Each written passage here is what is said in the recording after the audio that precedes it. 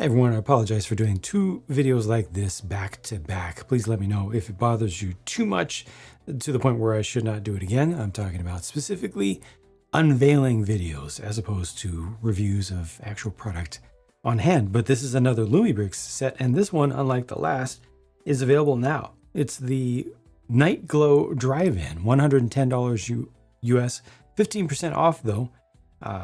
At least for now, and that takes it down to $93.50.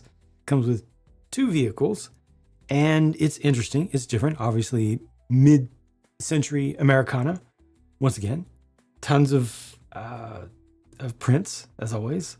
Once again, and this one's designed to hold a tablet, so you actually turn it into an actual drive-in movie theater with animation and everything. I wonder if they.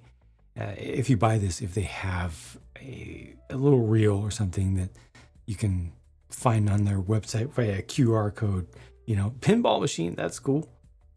I just figured I would scroll down first to see some of the other details that they sometimes highlight in unique ways compared to just the regular gallery of bits. I mean, let's all go to the lobby, right? That's what this is saying, just loudly, very, very loudly. So once again, they at least mostly get the theme. They understand the assignment, that's for sure. This one feels disappointing to me personally at first glance in terms of its volume of stuff for the price, for $110 from them. And let me take a better look at the actual gallery bits now. Well lit. Both of the vehicles are lit up.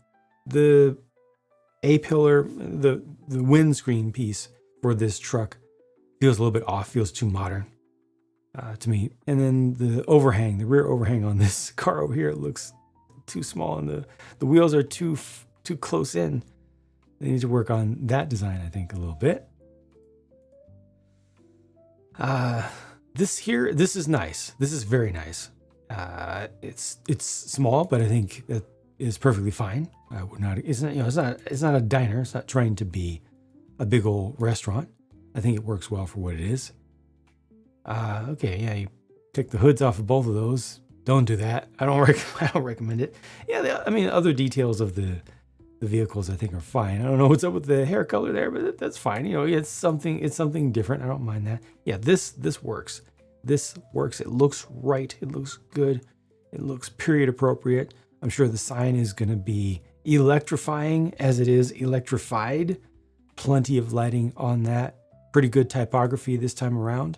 Same with the rest of the prints here. So yeah, I'd say pretty much everything with the building is done well.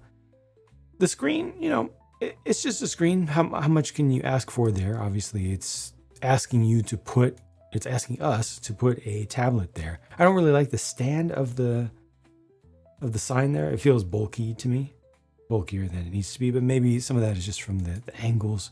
Maybe it looks a little bit less so in person. No, it still looks it now. Maybe some of that is because of the hiding of wires, but as I say that, I see the wire just goes through a bunch of tiles that have the channels underneath, so it wouldn't be that big old prints on the back as well. Unnecessarily generous with that.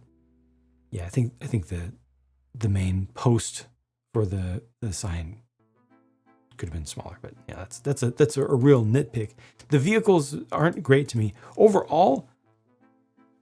I personally kind of wish that they had sold just something like the building, just that, maybe that with a smaller version of the sign and one vehicle. I feel like this doesn't do a whole lot over here. It's mostly about imagining it, imagining what's going on, or just putting your tablet there, which is going to look different depending upon what type of tablet you have. Yeah, and then $110 as a retail price. How many pieces is it? 1,700 pieces. It doesn't feel like quite as good of a value as most of their stuff. Just personal opinion, and I might be wrong on that. Maybe I'm underestimating how large the snack bar actually is. Maybe it's deeper, it's decent size, but yeah, I don't think that this is bad. I just don't think that it's great. And there are more than a few things that seem like they could obviously have been better to me, that really kind of dominate the scene. That's just my personal opinions about it. Feel free to disagree, of course, always. Obviously, I've liked most stuff from LUMIBRICKS very aggressively. I've got another in-person review of another of their big sets coming right around the corner. And I will continue to follow them with interest, but I will continue to share my thoughts about this stuff just honestly from my own personal perspective. I try to separate out the objective and the subjective and give you both to the best of my ability. At this point, not having the thing in person, it's more subjective, and I don't think I'm actually going to buy this one. Just letting you know right now. Probably won't buy this. This will probably be all that I will say about this one here in particular. Again, please let me know if this bothers you too much, me doing multiple of this type of video back to back. Over on the Lego side of things, I'm very used to viewers being either outright antagonistic to anything that I do that's a little bit different, or at least being very, very sensitive to me changing kind of the general flow, especially if I change general flow more than one time. It can cause some really, really bad reactions. So please do let me know if any of that has come over to this side, or if folks are being a little bit more chill. And probably the next 2 or 3 videos, unless there are more big reveals like this, will be once again just regular in-person reviews of things that I bought, including from this company and others. Thanks for watching for now. I'll talk to you again soon.